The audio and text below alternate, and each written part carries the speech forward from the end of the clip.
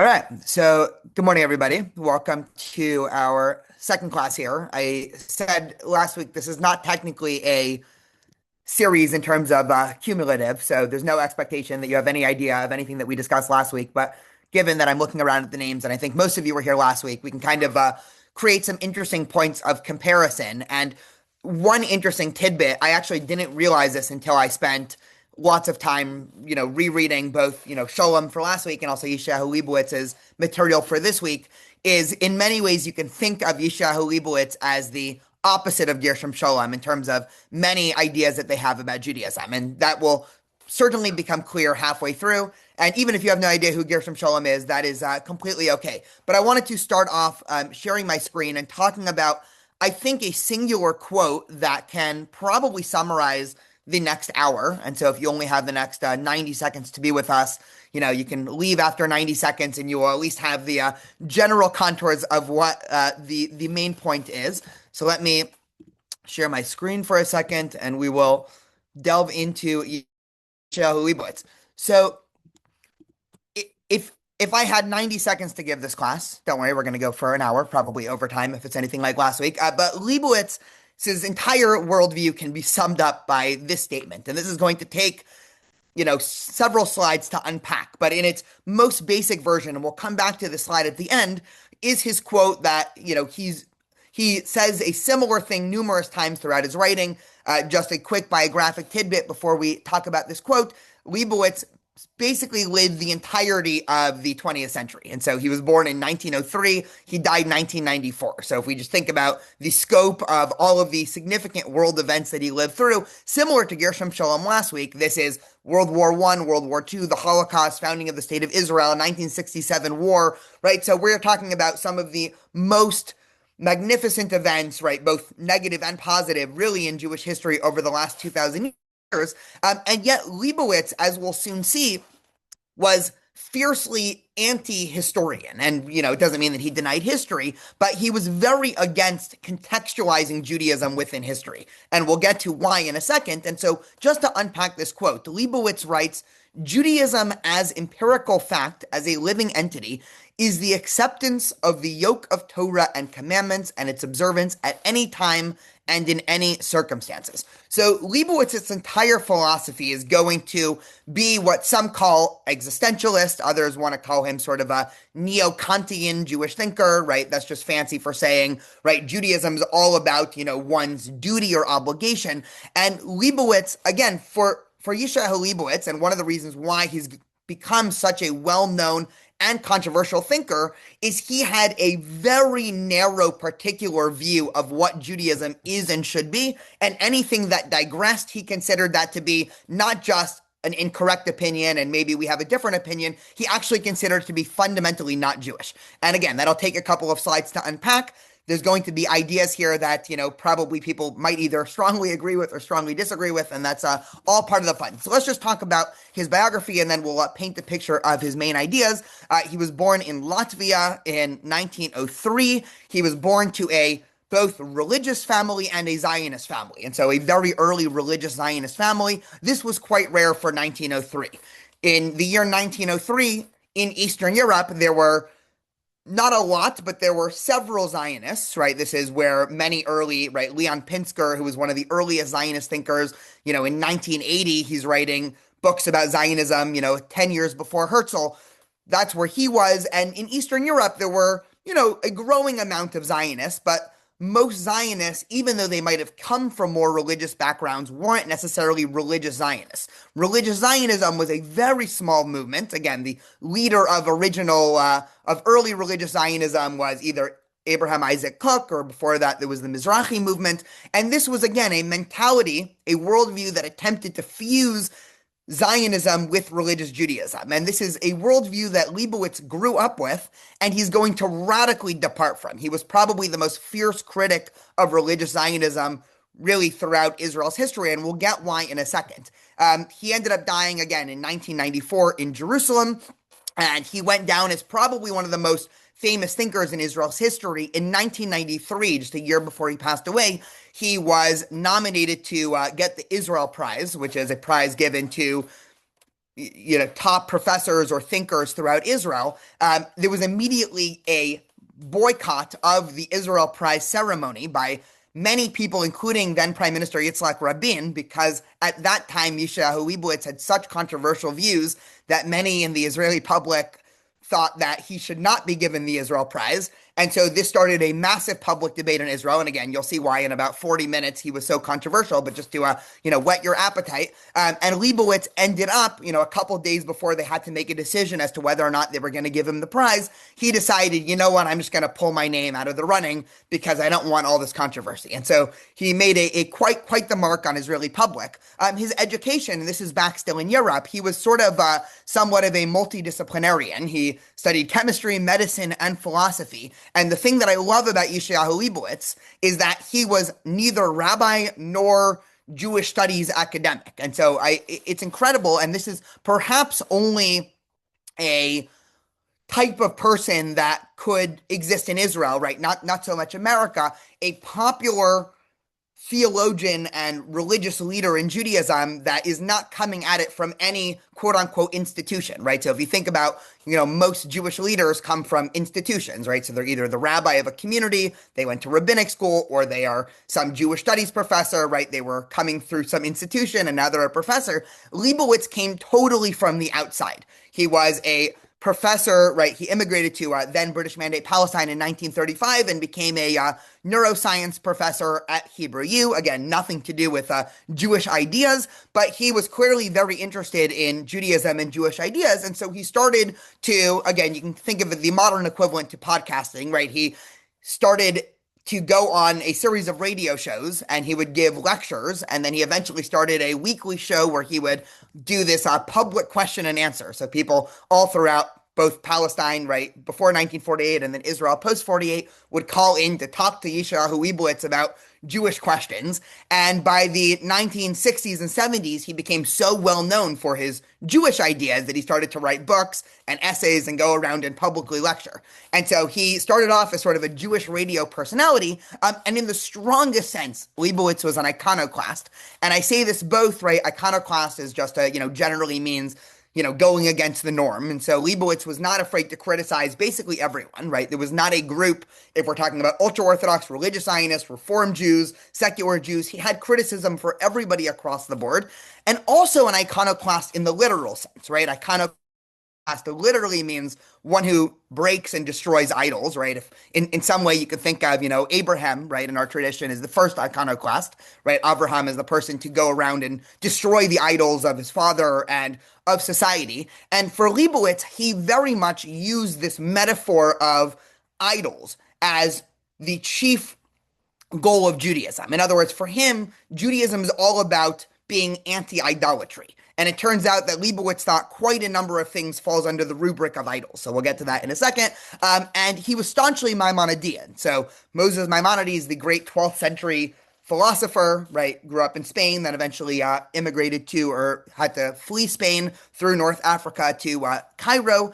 Lebowitz was a big follower of the philosophy of Maimonides. We'll get to that in a second. And lastly, he was a fierce critic of Israeli policy, especially after 1967.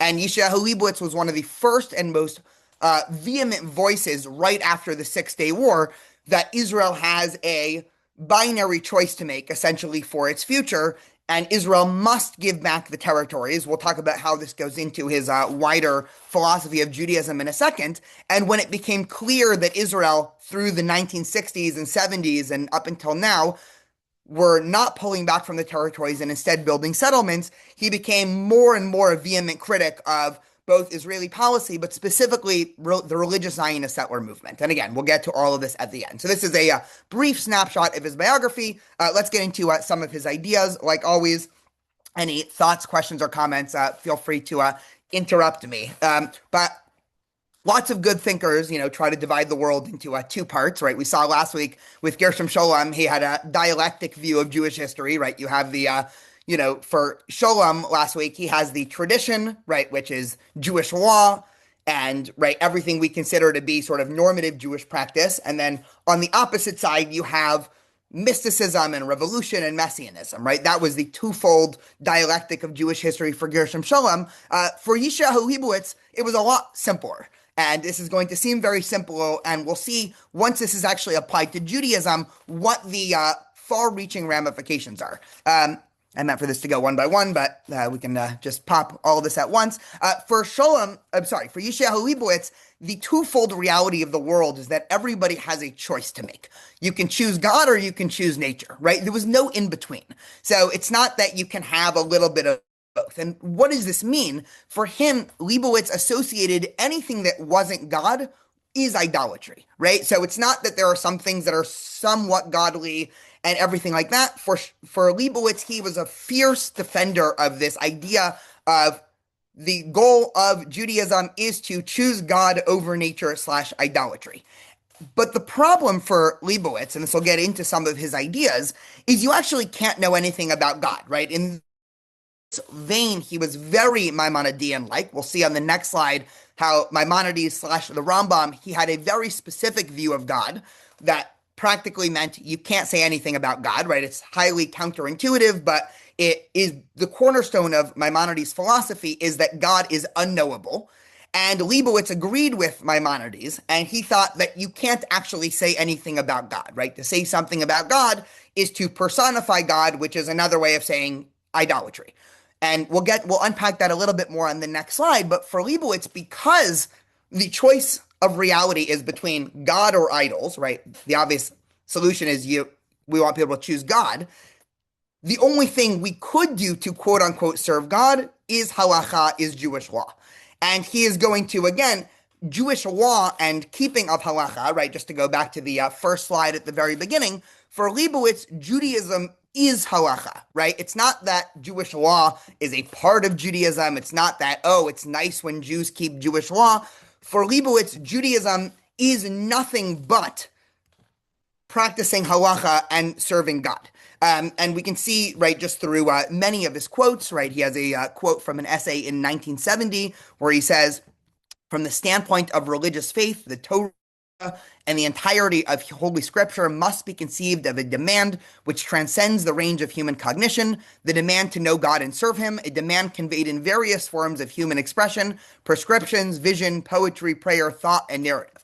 In other words, everything we think to be Judaism, be it prayer, be it, commandments, be it prophecies, poetry, song, Jewish philosophy, all of that is just different ways to quote unquote know and serve God. Again, because God is fundamentally unknowable, the only way to serve God is via Jewish law. And we'll see this again, how this ends up manifesting in his life. If people are confused now, don't worry. Lebowitz starts off very confusing, and then once we apply this practically, it gets very clear exactly what he's talking about. And because of this, just the last thing I'll say in terms of his more academic-y views of Judaism before we apply it is, unlike Gershom Scholem, who we saw last week, Lebowitz is a fiercely, I mentioned this before, but he says that history has nothing to do with religion and Judaism.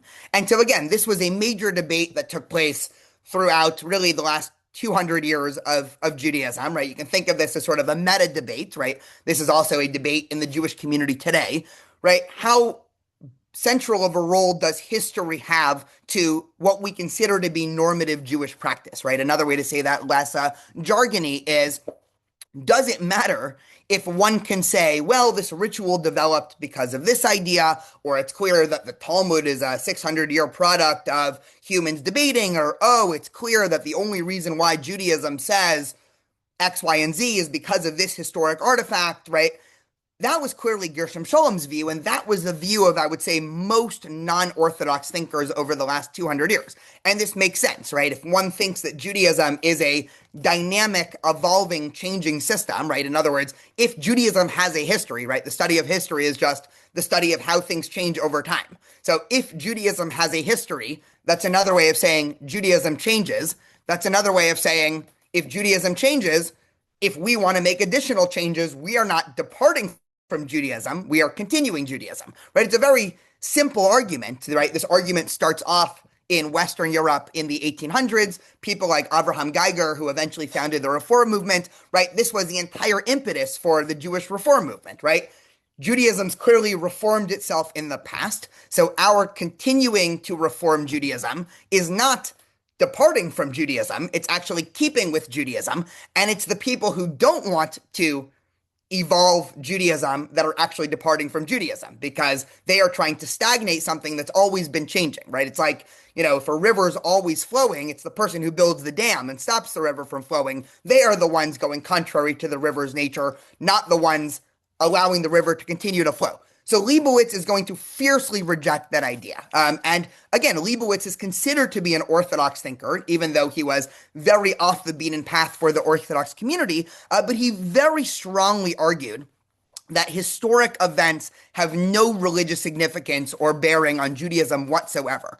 Because Judaism, aka halacha, Jewish law, exists outside of time, right? It's sort of, you can think of Jewish law as an a priori system that can't be thought of as something that developed or a history or anything like that. It is just a system that exists ontologically, right? A category to its own that has nothing to do with anything that we would consider to be this worldly, right? Nothing to do with society or politics or history or anything like that, even to the point where Lebowitz, right, there's sort of an endless debate about what he actually believed, right? He even has statements where he says that the Torah itself isn't actually meant to talk about history, right? And so he was even willing to absorb historic criticisms of saying, well, perhaps the Exodus never actually historically happened, or perhaps, right, many of the stories in the Torah might not match up with historic reality. For Lebowitz, that's all beside the point, right? There's a system of serving God through halacha. That's what's important. Everything else is sort of, either tangential at best or idolatry at worst, right? And here we get into some of his views of idolatry. For Lebowitz, the binary choice, I mentioned this on the top of the slide here, is choose God or choose idolatry. And to unpack how he gets this, we'll take a time machine 700 years back to Maimonides real quick and talk about one of Maimonides' most important ideas, and then we'll come back to how Lebowitz takes it even further. So Moses Maimonides, I mentioned before, 12th century Jewish thinker. He was really one of the first people in Jewish history to write down a systematic philosophy of Judaism. There were a couple before him, people like Saadia and such, but Maimonides became the most famous because he was sort of the most eloquent and the most clear. And just as one thinker of Maimonides summarizes, post-Maimonides, all roads in Jewish philosophy lead through Maimonides. And so Micha Goodman, who was, one scholar who studies Maimonides, wrote a book about Maimonides, and he has this great line saying, when I was little, when I was in yeshiva, I went to the Jewish philosophy bookshelf one day and noticed that instead of being divided into alphabetical order or chronologic order, the two categories were pre-Maimonides Jewish thought and post-Maimonides Jewish thought. In other words, right, driving home the point that after Maimonides came, any Jewish philosophy that existed after Maimonides was either a tacit acceptance of Maimonides and building on it, or a explicit rejection of Maimonides, obviously, or somewhere in the middle. So Maimonides has many ideas in his main work, The Guide to the Perplexed, and one of the most fun, right, he spends a couple chapters developing this idea, is what he calls the parable of the elephant. So let's sort of unpack this parallel. I won't tell you yet what he's trying to accomplish with this, but we can soon figure it out. So he says, imagine that you've heard of an elephant, right? Again, Maimonides was writing this probably in Cairo, unclear how often he came into contact with elephants. It was probably, maybe the Sultan had an elephant or something, but you could think of elephants as not very common. This is obviously before people had, picture books and, TVs to know what an elephant is. So all right, imagine someone has heard of an elephant and knows that it is an animal and wishes to know its form and nature. In other words, that such an animal as an elephant exists, but you don't know anything about it. You don't know what it looks like, and you don't know its nature. You just know that there is such a thing called an elephant. A person who is either misled or misleading tells him it is an animal with one leg, three wings, lives in the depths of the sea, has a transparent body, its face is wide like that of a man, has the same form and shape, speaks like a man, flies sometimes in the air, and sometimes swims like a fish. So some guy is describing to you what an elephant is, and he says that an elephant is this description, right? A winged, flying sea monster, whatever. At that point, Maimonides writes, I should not say that he described the elephant incorrectly, or that he has insufficient knowledge of the elephant, but I would say that the thing thus described is an invention in fiction, and that in reality there exists nothing like it, right? This is an obvious point, right? If somebody doesn't know what an elephant is and you're making it up, you don't know what an elephant is, right? It's not that you have a slightly incorrect view of an elephant. And Maimonides drives this point even further. He develops this and he goes on to say, you actually, the person who thinks this is what an elephant looks like, probably knows less about elephants than somebody who just knows an elephant exists. Because not only does that person confused, they're confused, but they think that they're right. And the only thing worse than not knowing something is thinking that you know something to be true and that thing actually being incorrect. And so Maimonides then uses this analogy, right? You probably know where this is going, to talk about God. And the central thesis of Maimonides is that because God is infinite and human reality is finite, anytime you attempt to capture something infinite in something finite, you are by definition either lying or incorrect, right? You know, the only two options are you're misled or you're misleading, right? So that means anytime you try to construct physical representations of God, right? Idolatry, right? Maimonides says idolatry is so bad because it is a falsehood, right? You're attempting to capture something infinite in something finite, right? And that is the grand theologic error.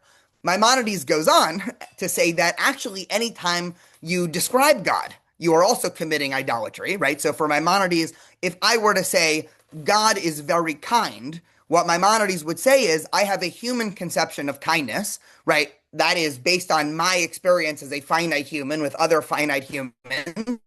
And so when I think kindness, I think of a human trait. And if I apply that to God, who is infinite in kind, if I apply that to God, who is infinite in kind, it's not just that I'm wrong. It is a category error.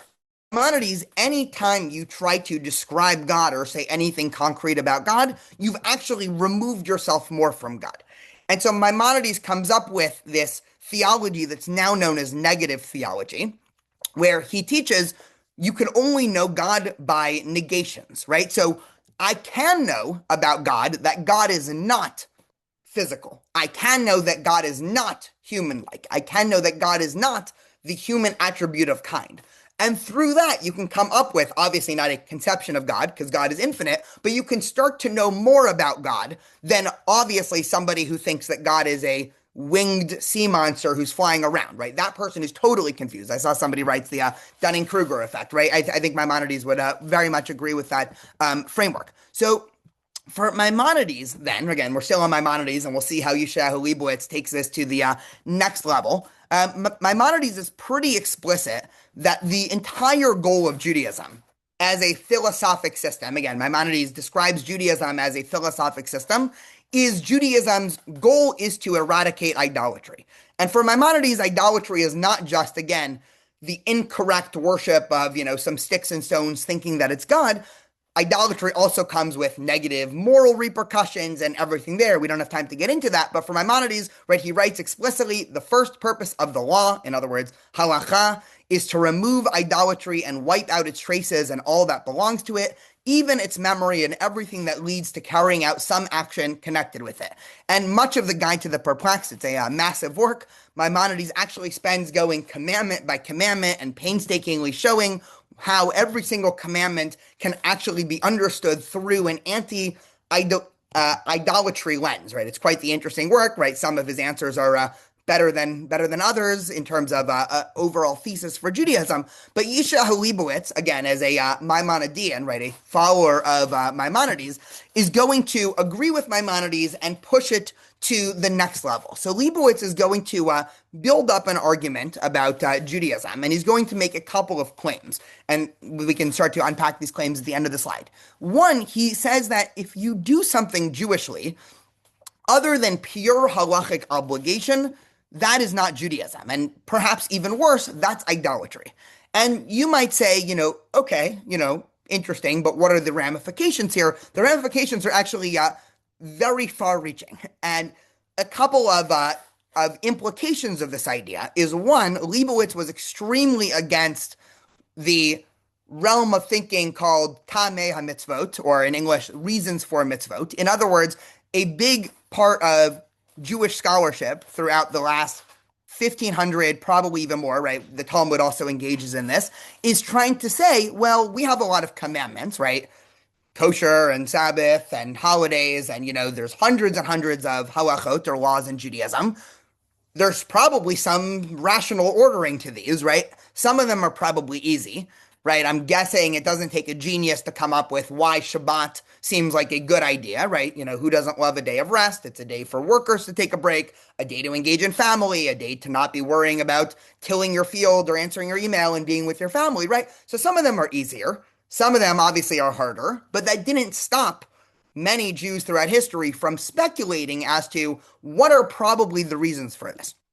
On the opposite end of the spectrum, people like Yeshayahu Lebowitz rejects any primary reasons for this in general. And Lebowitz is going to argue any benefit, right, personal benefit that you might gain from keeping Jewish law is purely accidental. So even if you think, right, and he's going to say this explicitly, even if you think, right, let's take a less, controversial one, something that actually Maimonides argues originally, right, and this is something that people might have heard, right, and it's, not based in reality, but Maimonides writes, the reasons for the laws of kosher is because a kosher diet is healthier, right?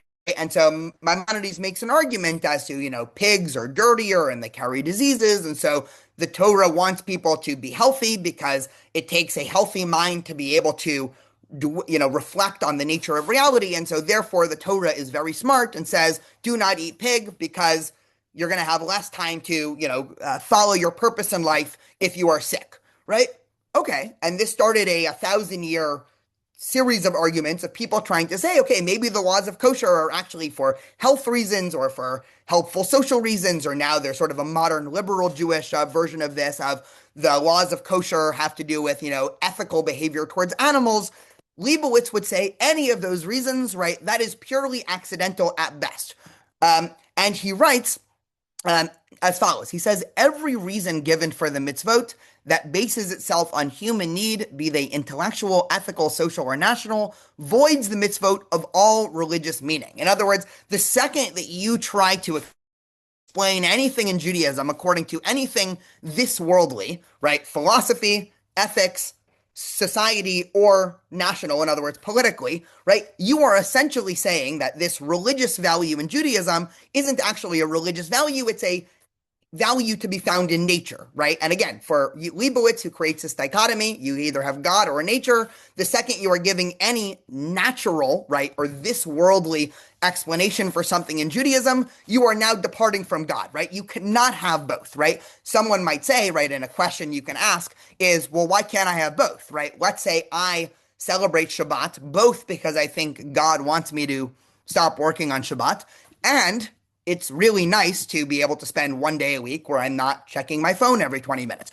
Lebowitz would say, if you do have that benefit from Shabbat, that is sort of an accidental byproduct. It's not a primary reason. And if you frame it as a primary reason, you're actually not being religious while you practice Shabbat. You're serving yourself, right? It might as well be on a Tuesday, right, is how he would think about it, right? He goes on, he says, for if the mitzvot are expressions of philosophic knowledge, or if they have any ethical content, or if they are meant to benefit society, or if they are meant to maintain the Jewish people, then he who performs them serves not God, but himself, his society, or his people. He does not serve God, but uses the Torah of God for human benefit and as a means to satisfy human need, right? He says this very clearly, right? He goes on, right, and then we can unpack this. Therefore, the so-called reasons for the mitzvot are a theologic construct and not a fact of religious faith. The only genuine reason for the mitzvot is the worship of God and not the satisfaction of human need or interest. If, for example, the meaning of the Sabbath were social or national, it would be completely superfluous. The Secretary of Labor Union takes care of the workers' need for rest. The divine providence did not descend upon Mount Sinai to fulfill that function. If the Sabbath does not have the meaning of holiness, and holiness is a concept utterly devoid of humanistic and anthropocentric meaning, then it has no meaning at all. In other words, you have to choose, right? You can either serve a human function or you can serve a God function, but you cannot serve both. And Judaism and the halakhic system is a right. Judaism teaches that the way to serve God is through Jewish law. And Jewish law, again, has nothing to do with anything this worldly or natural, right? I'm going to guess this is where Lebowitz loses the vast majority of people, right? He loses people, right? I'll just paint some of the criticism and then we can go back to, perhaps coming up with the defense of him. Maybe we'll save the defense of him for the end. But, one type of criticism is that Lebowitz essentially tells almost everybody in the Jewish world that they're doing it wrong, right? Certainly if you're not in the Orthodox community, right? If Jewish law is not the central linchpin of your Jewish practice, which is again true for the vast majority of non-Orthodox Jews, for Lebowitz, he right, very strong criticism for non-Orthodox Jewish community. He essentially would say it's not really Judaism, right? It's servicing some other thing, right? You're serving the Jewish community, the society, Jewish people, right? But it's not Judaism. For the Orthodox community, much of the Orthodox community throughout the last, several hundred years, centers a lot of its philosophy around this, what he calls ta'amei ha-mitzvot, of reasons for the mitzvot. The entire Kabbalistic system, right, from the Zohar through Isaac Luria, again, if these names are unfamiliar, don't worry, but the entire ideas of Kabbalah, we spoke about this a little bit last week, are based off of giving cosmic reasons for the commandments, right? Isaac Luria in Tzfat teaches that the reason to do the commandment is to repair the world and to bring back God into the world. Lebowitz would say, and he does say this, if your view of Judaism has to do with fixing cosmic ruptures, you're servicing yourself or the world. You're not servicing Judaism. The only reason to do a Jewish practice is no other reason than that's what God says and that is how I practice God. Everything else immediately flips you onto the other side of the binary. You're no longer serving God. You are in nature / you are worshiping idols. Mark asked, is Zionism a form of ideology? Great question. And essentially, he's going to eventually argue it has become that, right? Which gets into his criticism of Israel. We have a whole slide on Zionism in 2 slides, but that's sort of the exact right question to get to the way that he thinks about this. Right, he goes on, right, in this sort of, and Dylan, I'll take your question in 1 second. Just a couple of drop-down sort of effects, right? Obviously, for him, religious service should not be motivated by reward. So he also writes very strongly against people in the Jewish community who think, well, I'll be rewarded in heaven or anything like that. And so Jewish law can't provide a reward in this world, right? In other words, I can't say Shabbat is great because I love connecting with my friends when everyone's not on their phone.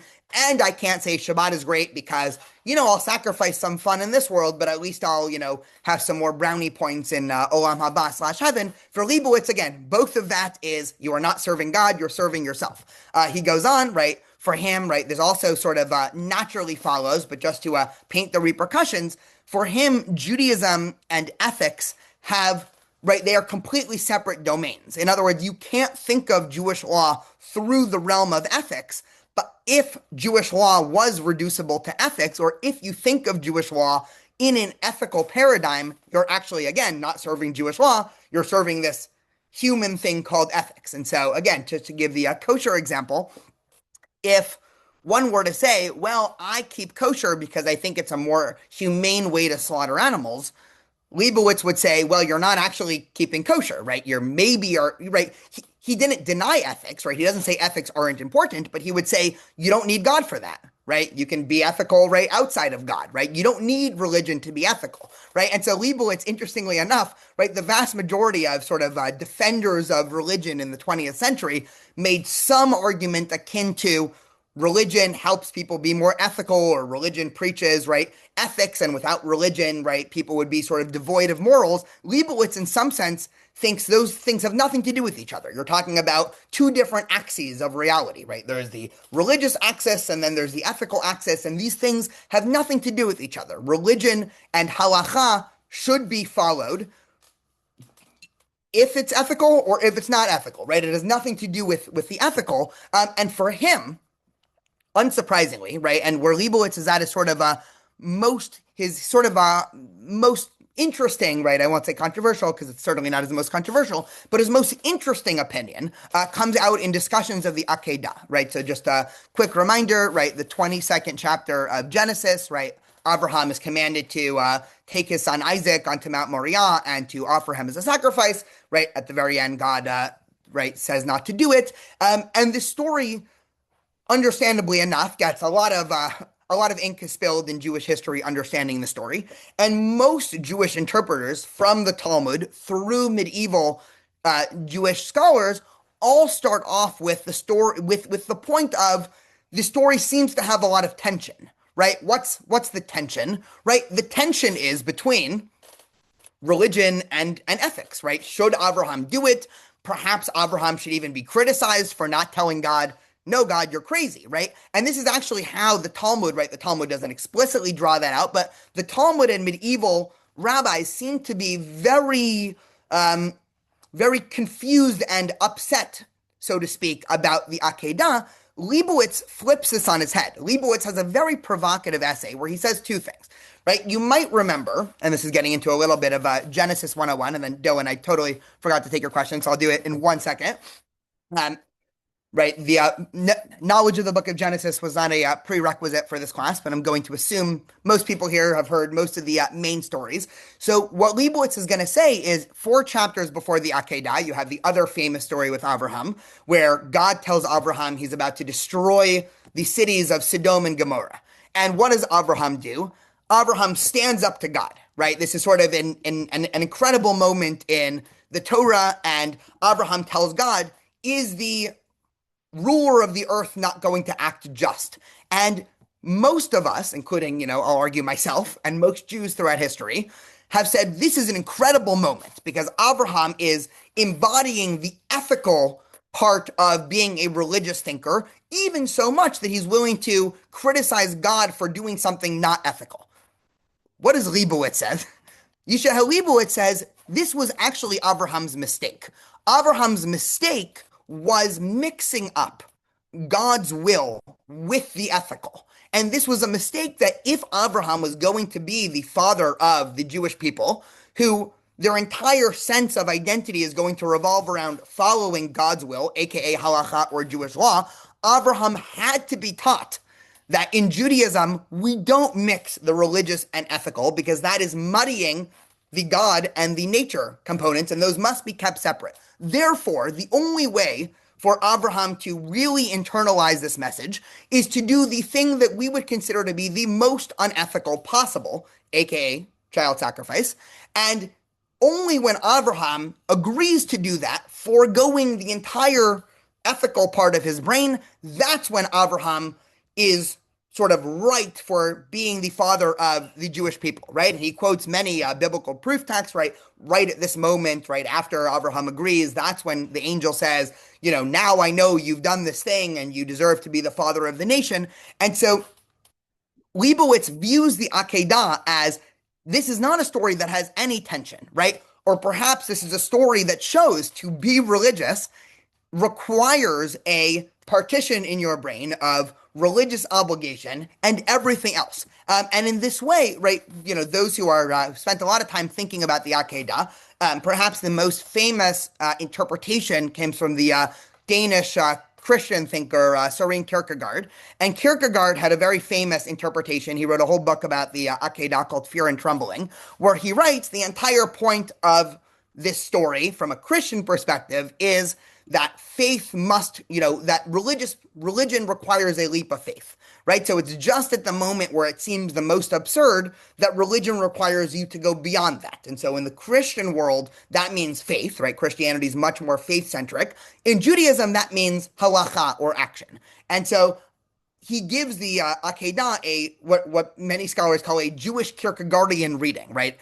Being Jewish requires a suspension of everything worldly for service of God. Service of God is through Jewish law, and that should not become muddied or confused with anything that we consider to be this worldly. Dylan, go for it.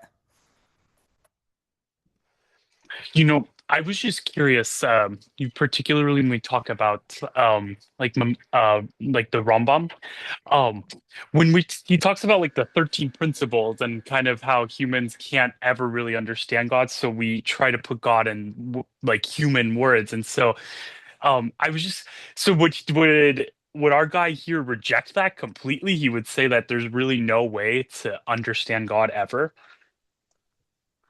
Essentially, yes. And even Maimonides would argue there's no way to understand God ever, where Maimonides, what Maimonides concludes, right, at the very end of his book, Guide to the Perplexed, is y because we are humans, essentially the only way to do it is via metaphor. And so, just the example I always give in class, because I teach, when I teach medieval Jewish philosophy at UC Irvine, the example I give, it's not a perfect analogy, but I think it works, is I'm, guessing slash hoping everybody here has felt love before in some way, whether romantic or social or, love for, their fellow human or their family or whatever. Love is intangible, right? I can give you the rest of your life. You're not going to be able to write an essay or a poem or, draw a picture of what love is like for someone who's never experienced love. And yet, if you turn on the radio or read books or watch movies, they are all centered around trying to capture love, right? And you listen to songs about love, and love is like a beautiful sunset, or love is like, the birds are chirping, and that's not love, right? We all recognize that as a metaphor. And if somebody's never experienced love, they're not going to listen to that song and be like, ah, now I get it, right? But there's nothing else to do, right? If we have this concept of love that we cherish, which of course we do in society, people are going to talk about it, even if it's imperfect, but we have to recognize that it's a metaphor. For Maimonides, the problem is this is the same thing we talk about God. So whenever people write, poems about God or anything, or religious scripture, right? The Hebrew Bible, in some sense, Maimonides views it through the same lens. It is a very poignant metaphor describing God. The problem for Maimonides is most people forget that it's a metaphor. And it's the same way that if I were to listen to a song about love and I were to go around saying, I know what love is. Love is birds chirping on a nice day, right? Watching sunset, right? I would be very confused, right? So for Maimonides, most people are confused about God because they're not able to fit the metaphor with reality. So Lebowitz also, right? He would sort of agree with that general train of thought as well. James, go for it. Yeah, with Leibowitz, as far as seeing you do halakha because that is it. It's a little bit like, when you're a kid and you do something and you argue with your parents and your dad says, as long as you live under my roof, that's the way it is. Uh, and so it's like that first commandment, why should we do anything? Because I am the Lord that took you out of Egypt. That just kind of explains everything. With that, 100%. And he actually explicitly mentions this, sort of a similar analogy to you. So yes, you're spot on there. So just because Mark asked, and not, we talk about Zionism a little bit. I'm trying to think. We'll probably end up having 20 or 25 more minutes. So I'm trying to figure out. We can probably spend the rest of today on Leibowitz here. But unsurprisingly for him, Zionism cannot be instilled with religious value, right? Because again, for him, if Judaism, in some sense, right, if the goal of Judaism, quote unquote, is to create a political autonomy, right? Again, that is instrumentalizing Judaism in a way that goes outside, right? And so for Leibowitz, and he writes in a couple of different places, and we'll see this, and then we'll see another essay that he writes.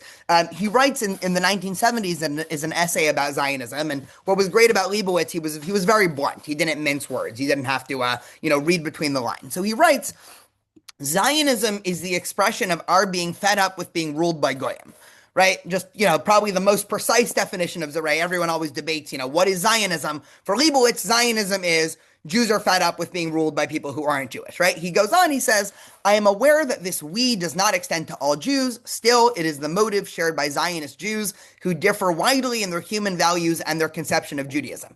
He then goes on, he says, Zionism is best defined as the program for the attainment of political and national independence.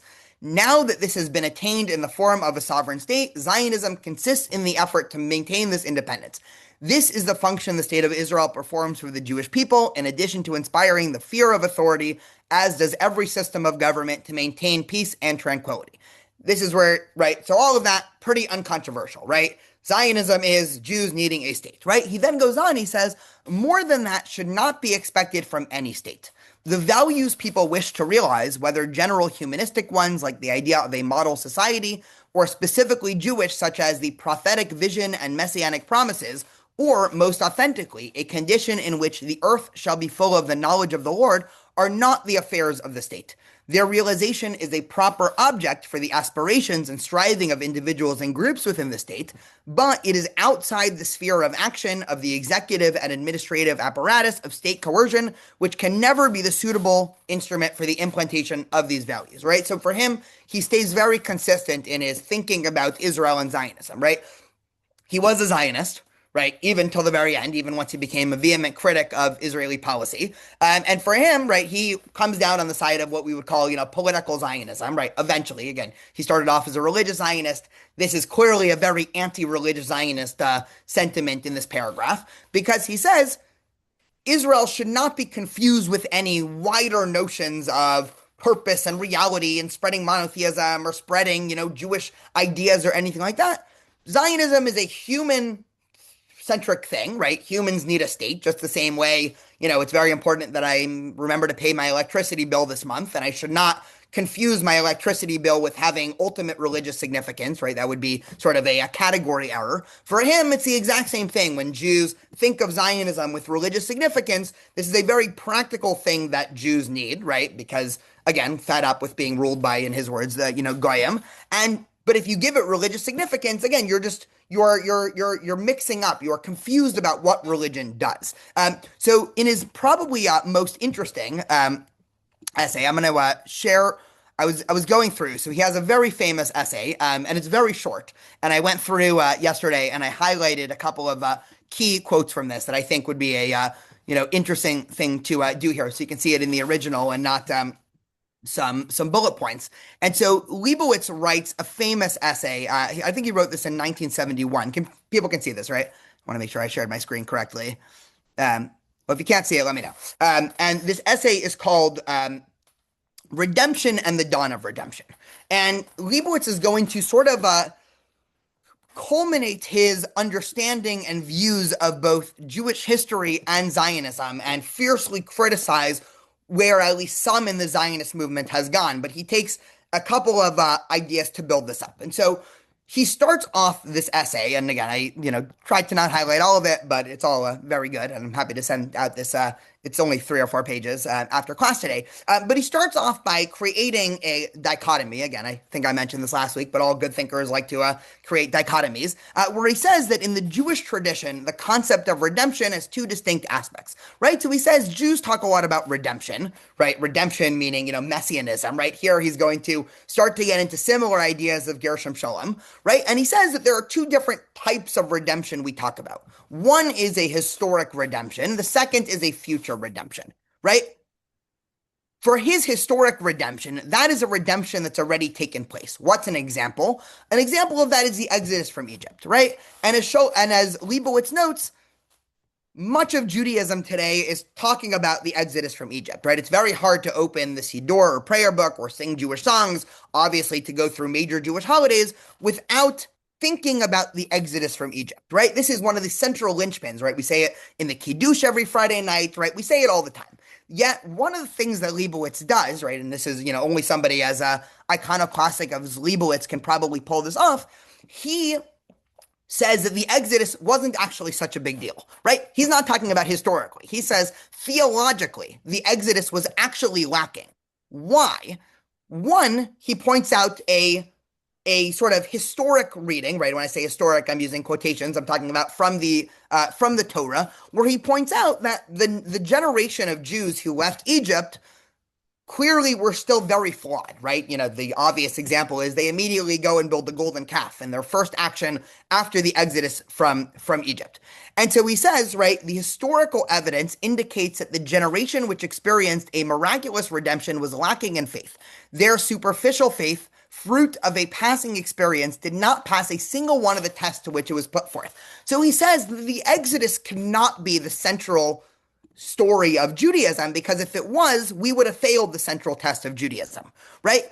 In other words, right, he goes on, right, to say the exodus from Egypt was a redemption in the sense of a divine act of deliverance.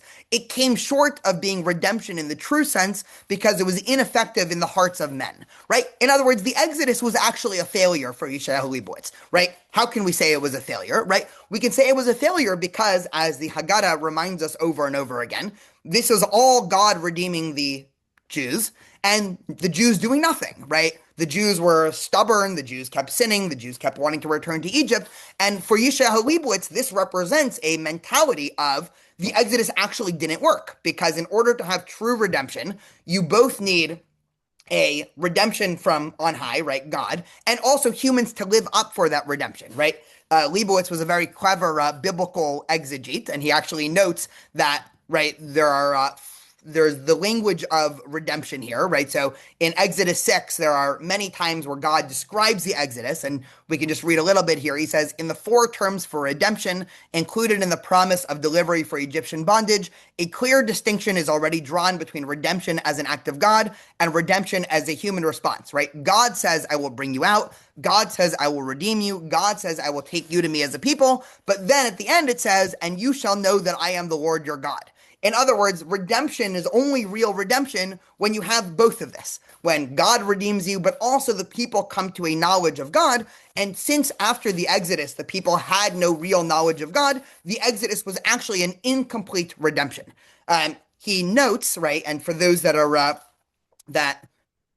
familiar with the prayers on Passover, he says the orders of prayer on Passover contains a symbolic intimation that the deliverance of Israel from Egypt fell short of being a complete redemption. Why? Because there is a special prayer called Hallel that we say on holidays, and on Passover, for some reason, right? And again, for Lebowitz, this is the reason, but for some reason, we don't say the full Hallel the entirety of Passover. We actually say an abridged Hallel, right, called the Egyptian Hallel, right? In other words, for Lebowitz, Passover is incomplete, right? It's only a half redemption, right? Because the people failed to live up to what they were supposed to do during the Exodus. And we reflect that in our prayers by actually having a truncated prayer service, because Passover, again, is sort of should be viewed as a failure. Again, to the best of my knowledge, he's the only Jewish thinker to attempt to argue that the Exodus from Egypt was somewhat of a failure. Right? So he goes on and he sort of concludes this part by saying deliverance becomes redemption only if Israel, upon deliverance and liberation, regards its freedom as freedom to observe the Torah, right? Again, very, very explicit, because the people who left Egypt immediately resorted to idol worship. Again, for Lebowitz, idol worship represents all that is wrong with, right, vantage points towards Judaism, right? This was sort of the perfect story for saying, actually, the Exodus is not the quintessential act of redemption. Interestingly enough, Lebowitz says, well, what was the perfect story of redemption? Here he's going to seem completely counterintuitive, and Mark will probably ask me a question about this in 2 minutes. So I'm ready for your question, Mark. He says that Hanukkah actually represents the quintessential story of Jewish redemption, right? And he writes, right, we'll just read it in here and then I'll explain. He says, on the other hand, the sages saw fit to have the Hallel recited during the 8 days of Hanukkah, since at that time Israel experienced miracles, salvation, and deliverance in a war for the sake of Torah. So one, he's going to give a very rabbinic perspective on Hanukkah, not the historic perspective. The historic perspective on Hanukkah is that it was a, somewhat of a civil war between, different Jewish groups and, Jews who were Hellenized and Jews who weren't Hellenized. For Lebowitz, he is taking the traditional view of Hanukkah. This was a story of the Maccabees fighting to preserve the dignity of being able to practice the Torah, and the Greeks who were prohibiting Jews from practicing the Torah. And for him, this then represents the quintessential Jewish story, because you had a moment in history where God was willing to help redeem the Jews, right, with miracles, and you had a moment where the Jews were also being willing to sort of meet God halfway and fight for their keeping of Judaism in general. So he says these are two different frameworks to think about redemption. Then he looks forward, right? Because remember at the beginning, he says there's two types of redemption, a redemption in history and a future redemption. So he then says, right, he then looks to the future and he says, in one view, the messianic redemption will be a temporal event like the redemption from Egypt that will come to pass at some future time. So he says some people in the Jewish community think of, well, what's going to happen when the Messiah comes or at the end of days? It's going to be an event, right? It's going to be a historic event, right? Just like Egypt, right?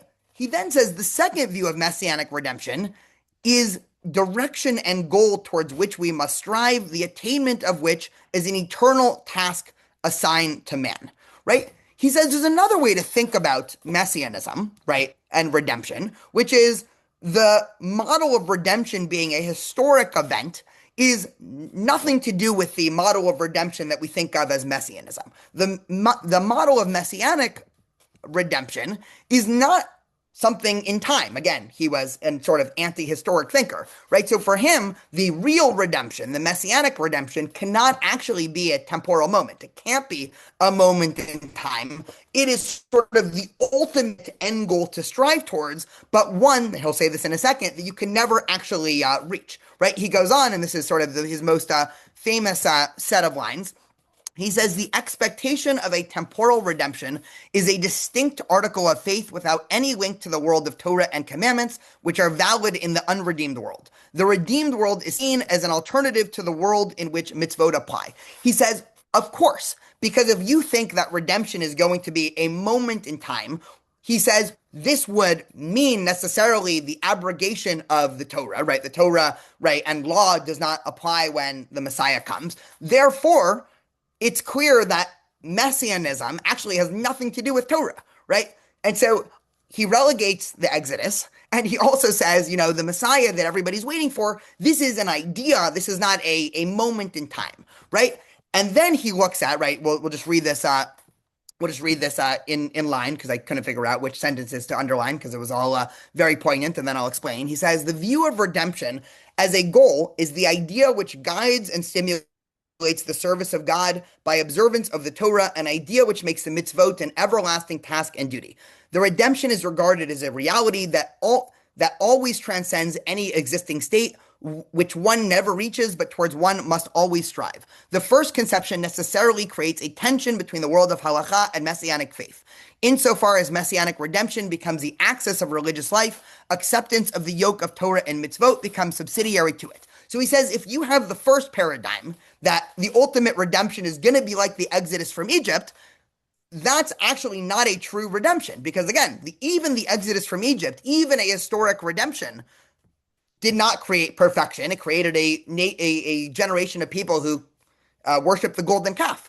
And so true redemption, in some sense, has to be non-temporal. It has to be always a, sort of a North Star, right? You have to always be going towards messianism. But if the Messiah actually comes, right, if there is sort of a redemption in time, it might end up like the Exodus from Egypt, right? You're going to create a generation of idol worshipers, right? What's his proof, right? His proof is obvious, right? He says, from the tension between fear and love expressed by the service of God, of the observance of the Torah on the one hand, and messianic vision on the other, arose Christianity and later Sabbateanism, both of which abrogated the mitzvot, right?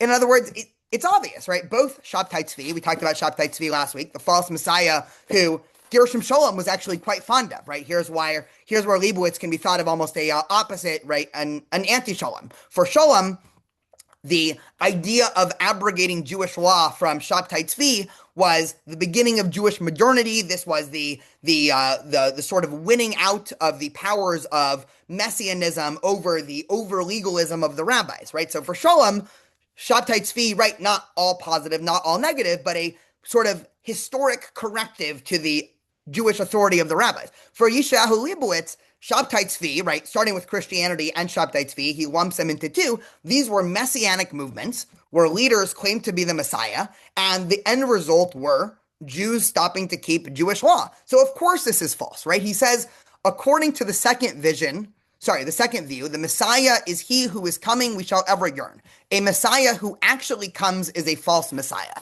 In other words, right, this goes full circle. If we ever are actually in messianic times, right, you actually know that the Messiah is false. Because, again, you are trying to make a temporal statement about something that should not exist within a historic reality, right? Just to finish this off, because I want to discuss one more idea, and I know time is short, right?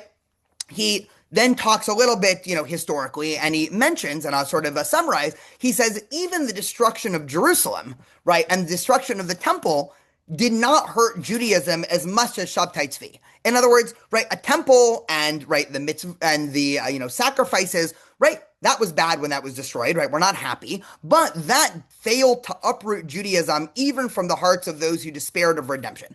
On the other hand, Shabtai Tzvi set the stage for the undermining of religion among the Jewish people as a whole, right? So for him, you have to be very careful, right? If you think that the Messiah has come, or if you think that a moment in time implies some sort of historic redemption, you are on the path to becoming Shabtai Tzvi or Christian or something like that, abrogating the mitzvot. And again, because Judaism is all about choosing the mitzvot and otherwise idolatry, right? If you think that there is a temporal act that is an act of redemption, you are on the path to becoming an idolatrous thinker. We'll get to Mark's question in about 2 minutes, right? Just to finish off his essay here.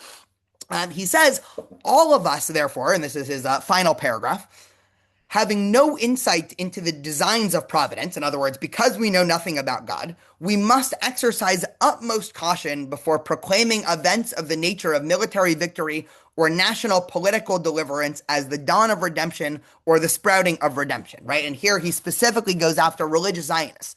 He says that the religious Zionist community, right, which, has added to the prayer service a couple of lines saying, Reshit Tzmicha Keulatenu, right, the sprouting of our redemption. He says that they are mixing up these two things, right? In thinking that the state of Israel represents a temporal redemption, right, this actually might lead many in the Zionistic world to end up, into the realm of idolatry, right? He says there is no hope for a Jewish religion which places a messianic halo above a king. And here he finds a great story in Tanakh, right, about Yerovam, son of Navat, which made Israel to sin. But he was also somebody who restored the border, right? And it's actually just worth it to spend 2 seconds to go to this quote. I know our time is short, but I think this will be very descriptive here because this is a wonderful story that Lebowitz gets. And I might as well use the power of sharing my screen here. And so in a couple of verses, right, this is the book of Kings, there's a story of Yerovam, who was a wicked king, right? He ruled for 41 years, and whatever you know about Yerovam, right? He was not a good guy, right? He brought idol worshippers, right? He did evil in the eyes of the Lord, and did not turn away from the sins of Yerovam, son of Nevat, which caused Israel to commit. But also, the Tanakh tells us, he was the one who restored the boundaries of Israel from Lebanon to the Dead Sea in accordance with the word of God. In other words, the same guy who brought Israel to idolatry also was able to elongate the borders of Israel. For him, this is a perfect metaphor for, again, people in the religious Zionist community who want to argue that Zionism implies Messianism. And he goes on, right, and ends this essay to say it is religious blindness not to distinguish the liberation of the Temple Mount by the Maccabees from its liberation by Hellenizing Jews. Vigilance is in order lest a religious and spiritual collapse among the faithful of Israel follow in the wake of the new Sabbateanism. In other words, the Zionists are Hellenizing Jews, and the new Sabbateanism is what religious Zionism in many ways has become, thinking that Zionism, and especially the 1967 war, is an act of temporal redemption. And again, for Lebowitz, just to go full circle, I had a couple more slides, but it's okay. We can end here and take some questions. But for Lebowitz, he goes full circle, right? You have the binary choice God or nature, any instrumentalization of Judaism, right? If you think that there are ideas for mitzvot or reasons for mitzvot, or even that God, right, that you can interpret temporal events through theology, that is outside of God, that is committing idolatry. He has many proof points for this. He has the story we just saw about Yerovam, right? Both the guy who extended the borders, but he was also idolatrous, and even the Exodus from Egypt, right? Perhaps the greatest temporal event in Jewish history produced a generation of idol worshippers. So for him, it can't be temporal events in history that is the way to see theology. It has to be just allegiance to God and commitment to, again, this ontological category of serving God for God's own sake, and any attempt to do that is going to immediately push you into the realm of idolatry slash Sabbateanism slash all of these other things. The last thing that I'll say is there was on one of his radio shows, and then we can take some thoughts and questions. Somebody called in, I think this is sometime in the 1950s, and said that the Holocaust hurt their faith in God, right? That, after the Holocaust, they had no more faith in God, right? A very common thing that happened in the Jewish community. And again, Lebowitz was not known for his, bedside manner, right? He was, very, very, very blunt. And he answered and he said, if the Holocaust hurt your faith in God, you never had faith in God to begin with. In other words, for Lebowitz, God and allegiance to God and practicing, God's commandments, aka the mitzvot, represents its own category that is untouched by anything else, right? It's untouched by history, it's untouched by society, it's untouched by politics, and any attempt to muddy the two together is not it's a little bit of a weaker version of religion, but it's actually changed that thing into not being religious. And this then gets into his criticism of the religious Zionist community, and this was Mark's question from 20 minutes ago, and he thought that the religious Zionist community in Israel, and he also indicts wider Israeli society for this as well. He was one of the first people in 1968, right after the Six-Day War, to fiercely argue that Israel must give back the territories. And again, we don't have to get into a political conversation here about this, but he is considered, at least politically, a member of what we would consider to be, pretty far left in terms of opinions about Israel and Israel's treatment of Palestinians and everything there. But his chief focus is not coming at this from a political standpoint. His chief focus is the muddying of the pure Judaism with everything else. I said that was the last thing that I'll say, but I'll just say one more thing that I thought of this morning as I was thinking about how to organize this.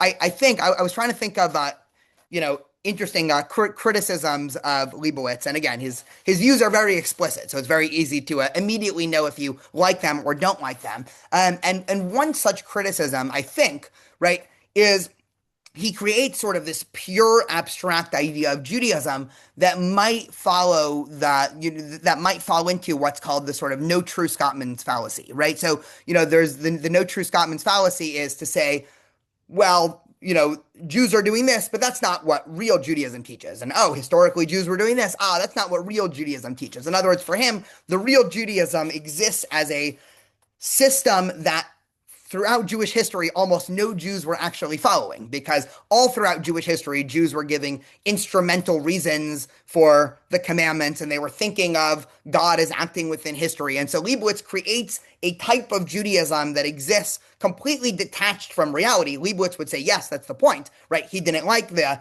history and politics and what we would call, nature. But in some sense, it also makes Leibowitz's version of Judaism in some sense very, very difficult to actually practically implement, right? And even in his, sort of highlighting the Akedah, right, story as the quintessential Jewish story, the vast majority of us look at that story and say, well, this story, right, this is bad, right, in some way, right? Perhaps the point of the story is God's teaching you shouldn't sacrifice children, right? Like there's a million ways to interpret the story that is not the Lebowitz way. Lebowitz says, yes, this is exactly the point of it. This is exactly Abraham realizing his errors from Genesis 18. And that's just a very high bar to create for Judaism. And so just like Maimonides, again, one of the things that I always say about Maimonides is Maimonides was an elitist, right? He writes explicitly in the beginning of his Guide to the Perplexed, I'm writing this book for the 1 out of 10,000 student, the 1 out of 10,000 who is able to comprehend these ideas, and sort of everyone else, sorry. And Lebowitz, in a lot of other ways, right, his view of Judaism was also very, both elitist and idealistic in ways that I think, even if we don't agree with him, which I'm going to guess there's not a single person here who has agreed with every single one of his ideas, it's a very interesting, I think, somewhat inspirational approach to have towards, Jewish tradition. Yes, Ramajra, you are on mute. Thank you. So, I mean, I guess my if the title of this course is Five Thinkers That Really Have Impacted how Israeli and American Jews, think and live in modern times, where would you say we can absolutely see the results of Gershom Scholem scholarship and how that's changed, right? You painted that very clearly last week, and we live it daily. But how would you say that Lebowitz really impacted our conversations and the way we think and talk today? Because in a way he does seem like almost like a renegade or an outlier. So I'm sort of interested to know like what it is that we do. Because it makes me crazy that we actually say every time State of the Israel, Reshit Smichat Ge'ulatenu. I don't believe that. I'm more like I believe what Lebowitz believes. So like why do I even say it? It's a problem for me. Keep going. So can you answer that? Yeah, definitely not as clear cut of an answer as Scholem. So you're right. I think I mentioned at the end of last week when I was talking about sort of whetting people's appetite for this week. His famous quote was, "I'm religious and I'm a Zionist, but I'm not religious. I'm not a religious Zionist." And here we can obviously see why.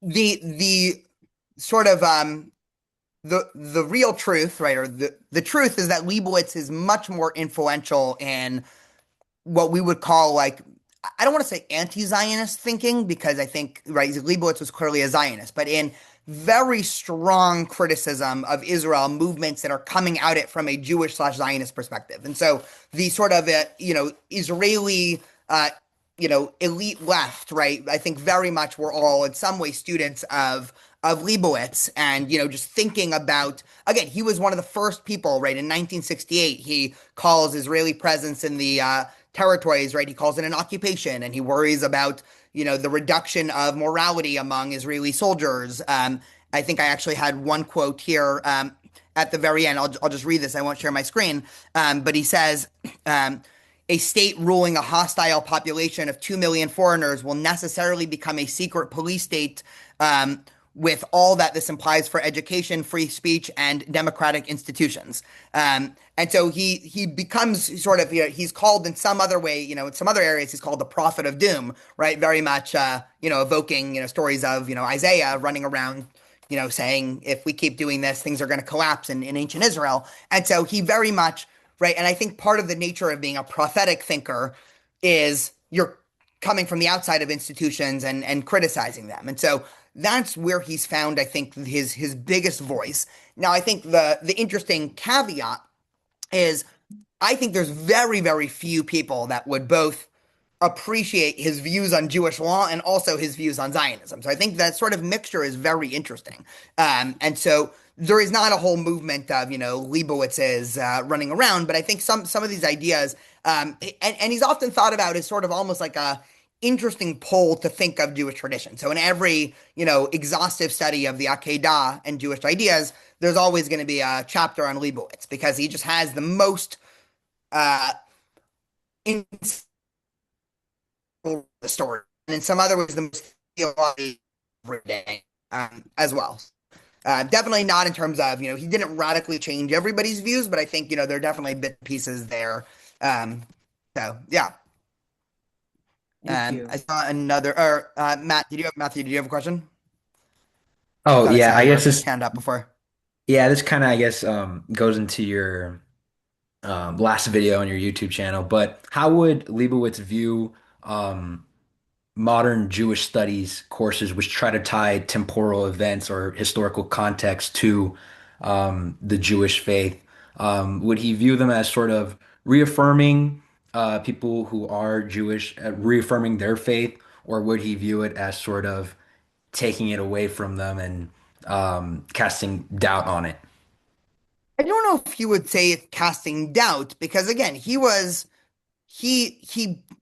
in terms of his own life, he clearly had read Jewish scholarship. So it's not that he was, it wasn't the ultra-Orthodox approach that had never read a book on, ancient Israeli history, right? I can almost guarantee he had read all the scholarship of biblical criticism and ancient archaeology. But he just thought that that had nothing to do with, the religious commitments demanded by Judaism. So where I think he would depart, right, we can make this differentiation between descriptive and normative, or, the is-ought distinction. In other words, just because, right, one of the things that the Jewish reformers and the conservative movement and modern Orthodoxy, right, did essentially is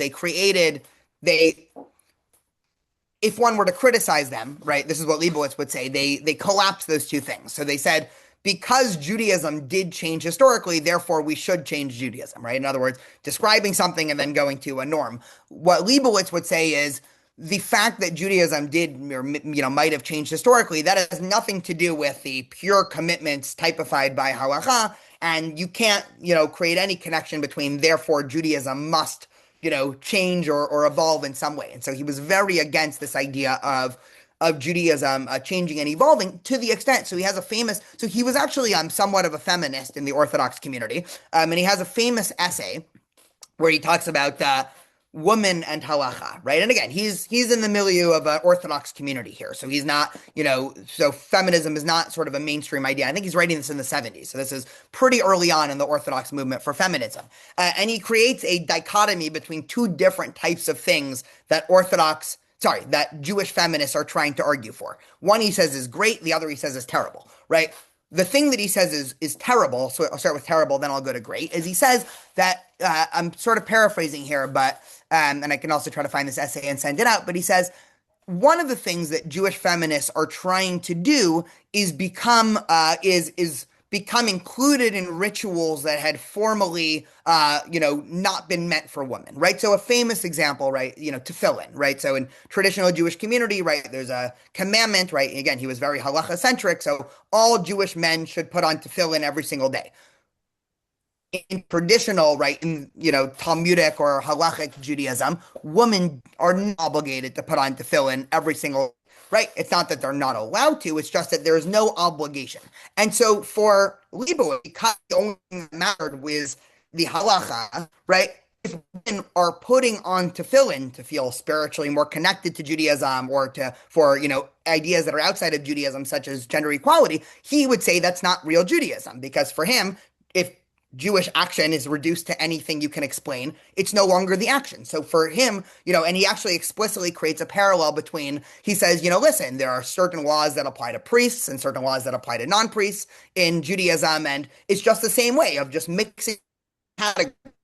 That he thinks it's bad because, feminine bad thing. For him, that's not just Judaism, for social reasons, or right, it gets into his main idea. He then says the other thing that Jewish feminists are arguing for is education. Community, this is the 70s, it's gotten better. And he says that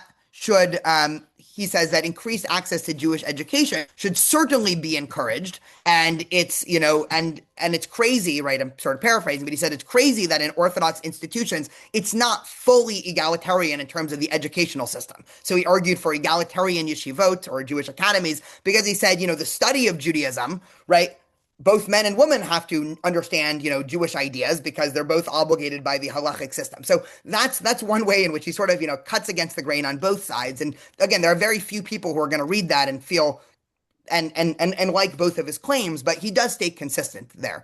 So that's sort of one area that I think, how he, historically he did understand that, things change, right? So he was not an anti-feminist. He was actually a feminist in many ways in the Orthodox community. Just for him, feminism was not a sufficient reason to change Jewish law, as is anything, right? There was nothing that, right, no outside force, even the fact that in the Akedah story, killing your child is wrong, that's sufficient to change God's will. So, but when you can, right, when we're talking about something that doesn't have to do with the force of Jewish law, such as access to education or policy towards the Palestinians in the West Bank, right? There's no tractate of Talmud that has to do with, modern day West Bank, right? For him, right there, he would come across as a very progressive, right? To use a modern term, right? A progressive thinker in terms of his values. So, yeah, I love it.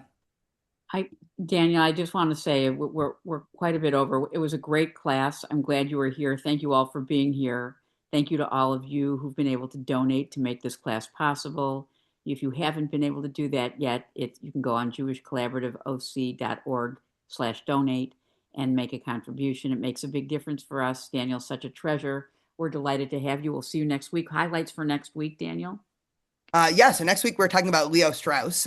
Strauss is probably the most famous person on our list because he was quite popular,